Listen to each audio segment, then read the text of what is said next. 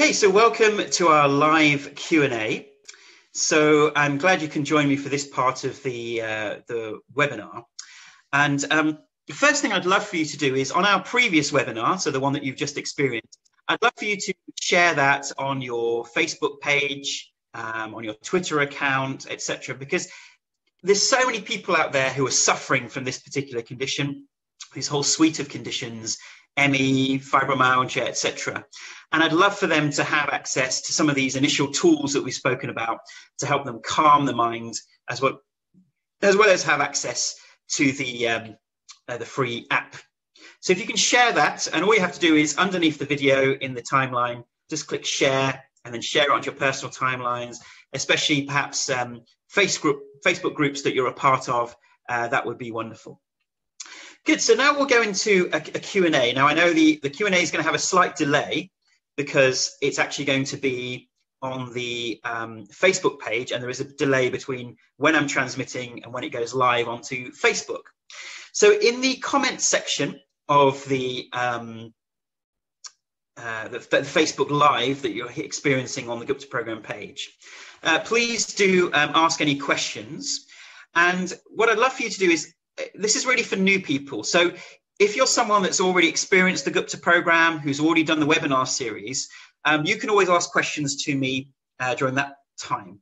But really what I want is questions from people who are new to the program. So perhaps people who haven't got the program yet, or any questions about mindfulness.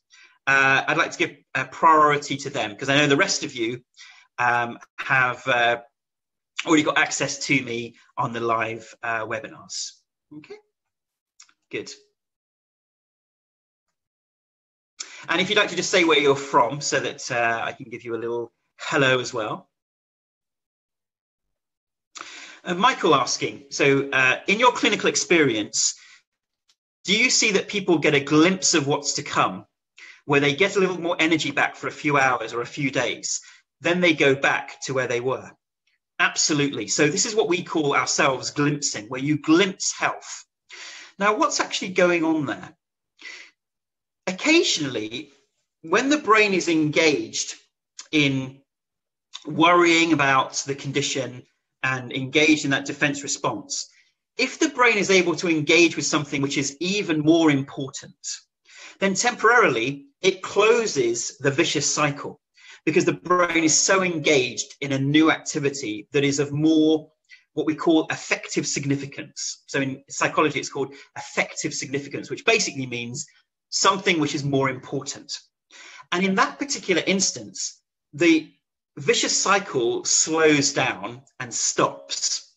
And then temporarily, we have a bit more energy that comes back to the system, which shows us that it's not a hardware problem, it's a software problem. Because how can the body feel really awful one moment and suddenly we feel better for a few hours or even a day? But then once the brain is no longer engaged in that external activity that is offsetting the internal survival instinct, it goes back to the survival instinct and then triggers those hyper defense responses. So that explains why we can glimpse health for a little while, but then it doesn't seem to last. Yeah. So I hope that answers your question there.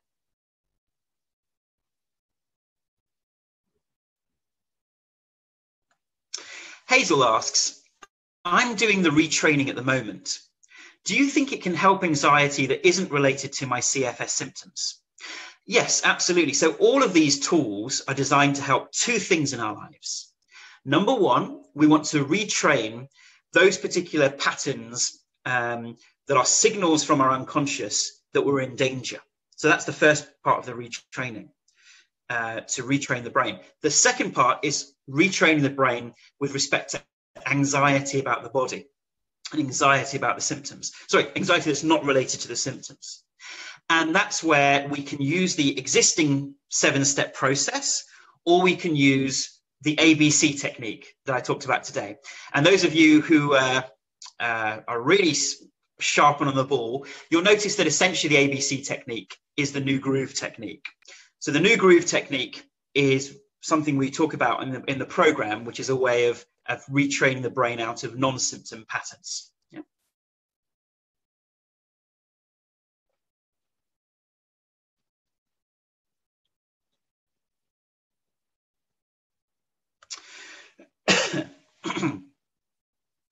Archana is asking, mindfulness also makes me more aware of my symptoms and therefore counterproductive, perhaps to the retraining. What are your thoughts on this?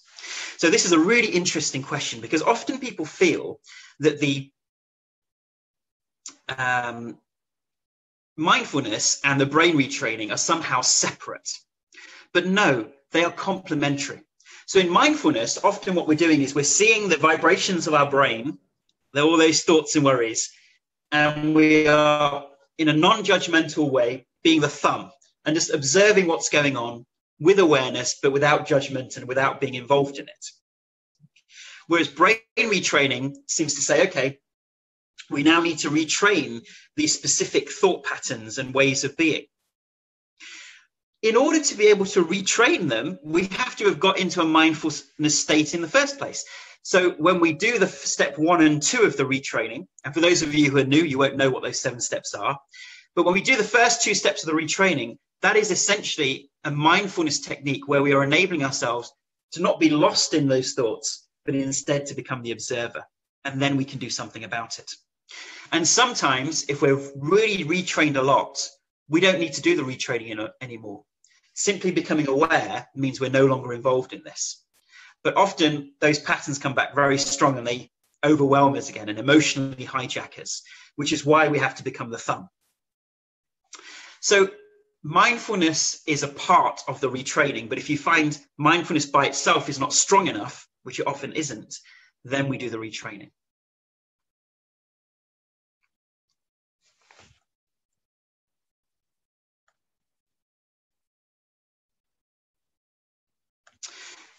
HB Golden, what a beautiful Facebook name. Can you please speak about mast cell disease, rheumatoid arthritis, fibromyalgia? I've been meditating 20 minutes for the last 950 days. Oh, good counting. Still can't get out of my own way to let go of my busy mind. Yes, now when we have fibromyalgia specifically, and I don't know enough about the other 2 conditions to say that those also involve busy minds. But when we have fibromyalgia, definitely our brains are in hyper defense mode, which means that we have a very busy mind. And even if you've been meditating for 20 minutes every day, that doesn't mean that it's going to stop that busy mind. What I would advise is to meditate for longer than 20 minutes and perhaps twice a day. And that can obviously help to let go of a busy mind. And obviously, in our program, the full Gupta program, we are using brain retraining techniques, which are far more powerful than mindfulness by itself, which enable the brain to calm down. The reason we have a busy mind is because we're in that defense mode. We're in survival state. The brain doesn't care about you being happy. The brain cares more about you surviving. That is its number 1 priority. And that is the key to how we get out of this condition.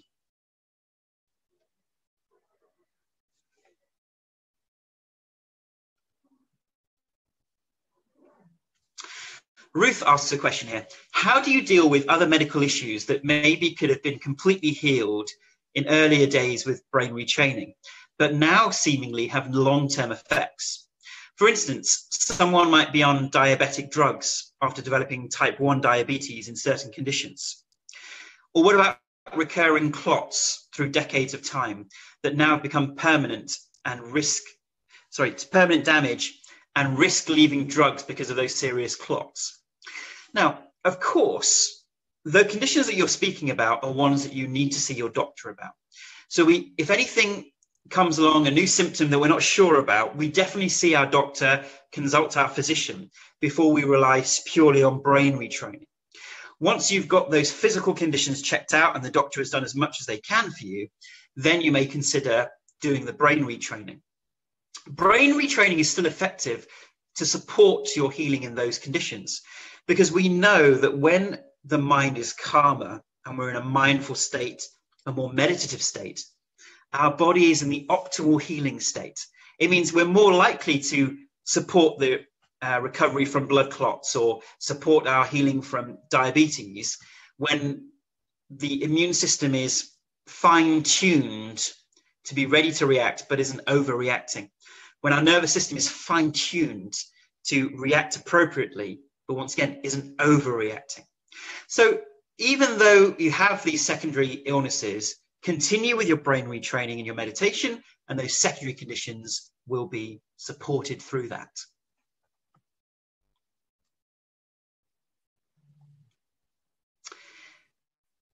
Josephine, hello to you. I really struggle with deep breathing. It causes me distress and pain in my ribs and chest and lungs. What can I do? Well, deep breathing is obviously one technique that can help us to become more mindful in the present moment. Inevitably, if it's causing you more distress and pain, that can be a technique that you just let go of. But I don't want you to think that you're missing out on the program. Once again, that's a fear-based reaction. There are plenty of other tools to support your healing and recovery, and periodically come back to the breathing to see if you can manage any more of that. Hazel says, can your Gupta coaches help me through tapering off prescription medication for depression and anxiety? Yes, so a lot of people use the Gupta program, and indeed some of our coaches, to support their gentle tapering off of medication. So as you come off those particular drugs, although formally we're told that they're not habit forming, of course, well, they are. I mean, you know, someone can sue me for that, but they definitely are. I've seen evidence of that all the time. So you very slowly come off your drugs with the support of your doctor and physician, and the Gupta program can also begin to take over in terms of keeping the nervous system calm, even though it wants to overstimulate because of your tapering off of medication.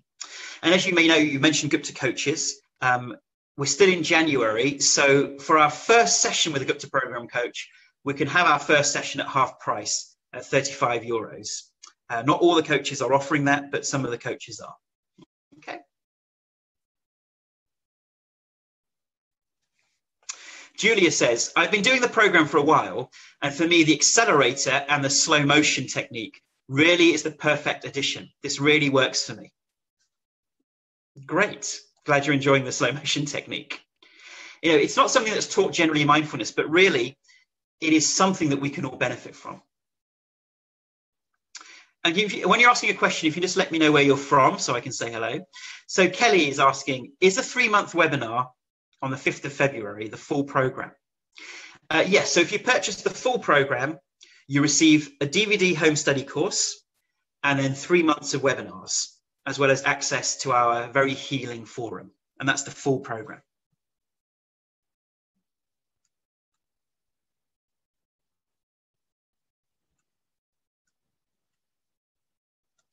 Lydia says, I get noises and buzzing in my head from the electric sensitivity. Any helpful hints on how to diminish this? Yes, what we generally find is when it comes to certain symptoms in the brain, especially pain or noise, we can calm the mind generally, which can help reduce the sensory input that they're experiencing, but also distraction. So we know, for instance, with tinnitus, we know with pain, that a combination of deep relaxation of the body combined with distracting the mind away from those signals can support healing. Because the more we allow our minds to focus on those signals, the more the vicious cycle is completed in the brain. Yeah.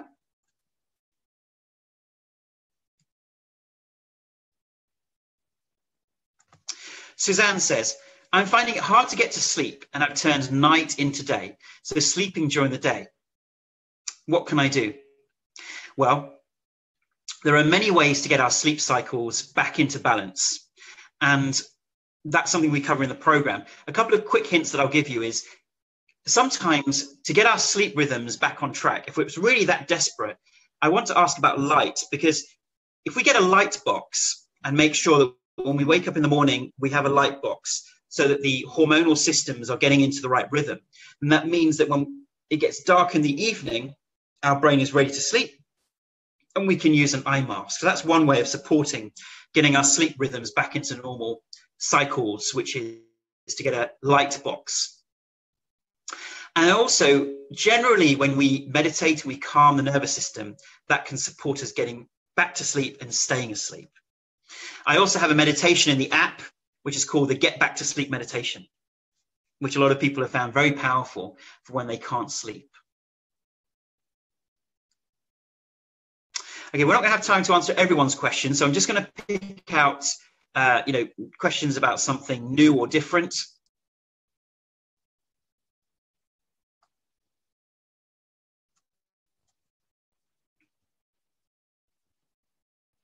So some people are asking questions if they've already got the program. So those questions I will answer perhaps in next week's webinar.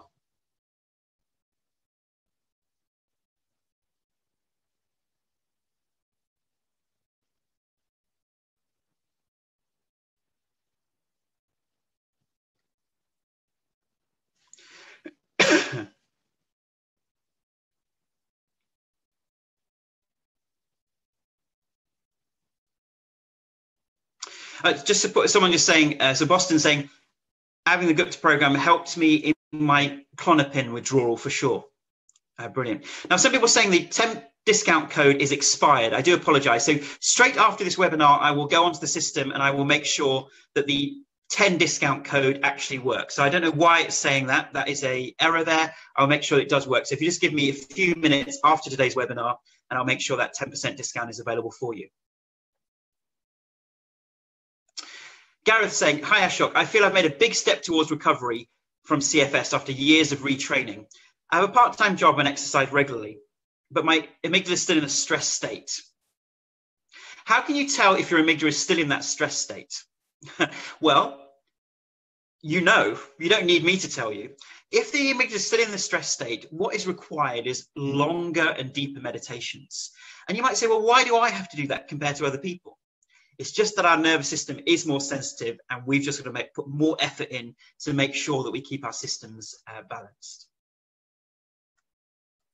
So Gary's saying, can the program help with food allergies? Yes, we've had many people come off food allergies using the program. It just needs a bit of tailoring, but I do explain that in the webinars. Because once again, it's not actually food allergies, it's food sensitivities and food intolerances.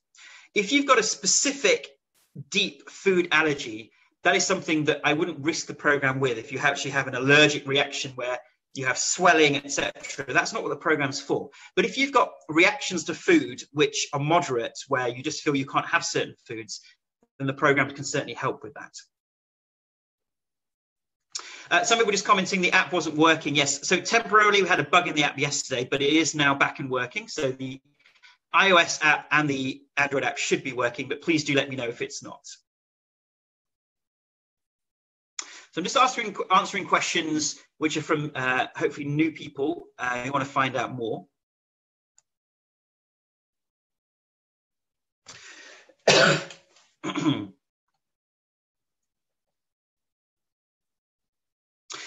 Just a little comment. There has been some recent research showing that aspects of the immune system seem to have got locked together with the nervous system. And that's exactly what we're saying in the hypothesis, that neurons that fire together wire together. That when we've had so much overstimulation from the nervous system and the immune system for so long, they become tied together till eventually any stress that someone experiences also triggers the immune system, which is why someone is staying ill, that any minor stress can trigger an immune system over response, which is causing a lot of the symptoms in the body. And obviously that's even relevant for MCS, where you're having a reaction to a chemical because the immune system's got tied into nervous system and chemical responses.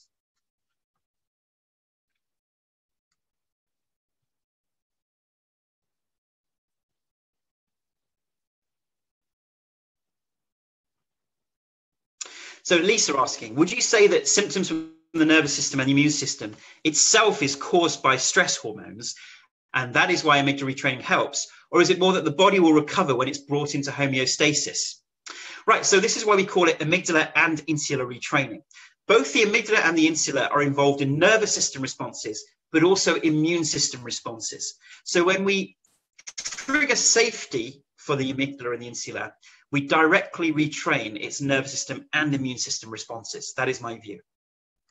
Constance saying, do you have any ABCs for pacing? I find that the biggest challenge at the moment. Well, I'd say ABC stands for accept, be in the moment, and C is for compassion. Be compassionate with yourself and make a compassionate choice. So when we're pacing, sometimes we overdo it. We've got too much achievement going on, or we're being perfectionist. So in that moment, we take a deep breath in with acceptance. We accept that we may have overdone it, and we be in the present moment. And then at C, we make a compassionate choice. How can we be compassionate for ourselves and make an appropriate choice for how much we should pace ourselves? Yeah. And give ourselves feedback. Okay, yesterday I didn't pace myself correctly. I overdid it a bit. This time I need to do something different. Yeah, and we'll get used to it. It's an art, not a science.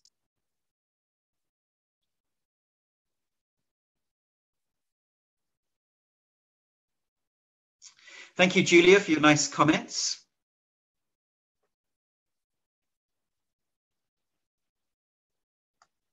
Kelly saying, Kelly from Cranbrook, BC, is that British Columbia? Yes. I have so many MCS symptoms, or multiple chemical sensitivities, that I'm unable to enter my office and I'm stuck at home. It started 20 years ago due to mold exposure and has got worse as I age. Is this program suitable for this? Definitely. So what is multiple chemical sensitivities? Generally, we find that people have exposure to one particular chemical or mold at a stressful period in their lives. And then the interesting clue that this hypothesis is correct is that that generalizes to all chemicals. And suddenly someone is sensitive to anything that resembles the original exposure, or a fragrance or perfume. And what's happening here is the brain, to err on the side of caution, starts generalizing its sensitivity to anything that it thinks could make it feel worse. And our brain retraining is about training the brain out of these sensitivity responses, out of this conditioned response. And for MCS, the most important C, to see things differently, the most, I don't know which way you're looking around, is that a C or that a C? Whichever one it is for you, the C inside ABC, the most important perspective shift is that rather than thinking these chemicals are dangerous, it's recognizing that my reaction to that chemical has become over the top. Yeah. So that's really, really important to actually recognize that.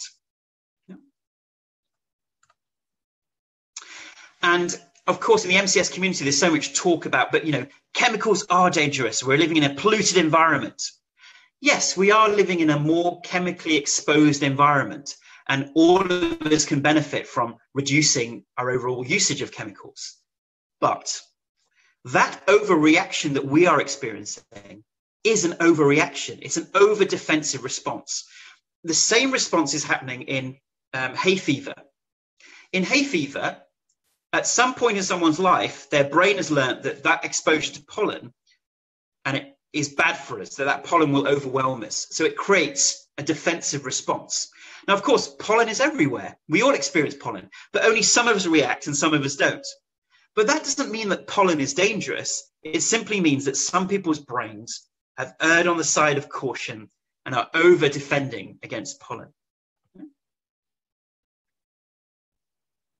Agraphobia. Can we use this program for that situation? Now, of course, the program is designed for physical conditions, which I call NICS, neuroimmune condition syndromes. That's what it's specifically designed for. But we have had people use it for agoraphobia, for obsessive compulsive disorder, for anxiety, for trauma, because it is all about retraining the brain out of conditioned responses. And that essentially summarizes a lot of what the purpose of therapy or coaching actually is. It is to reduce the impact of trained responses in the brain. So certainly it can help with agoraphobia.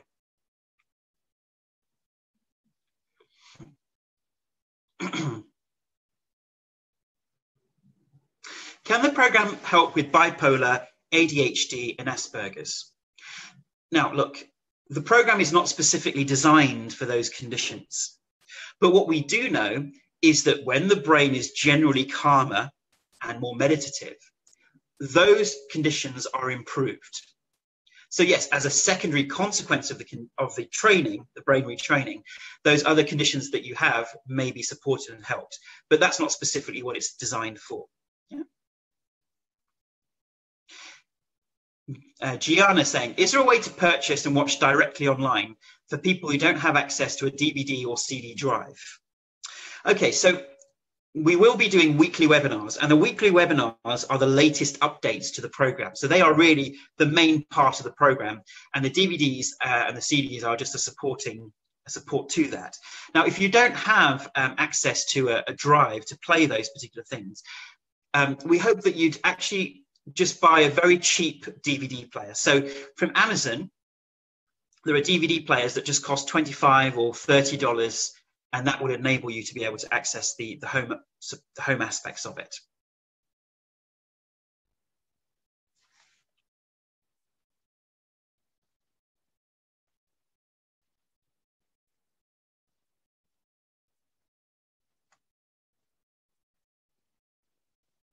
Yeah.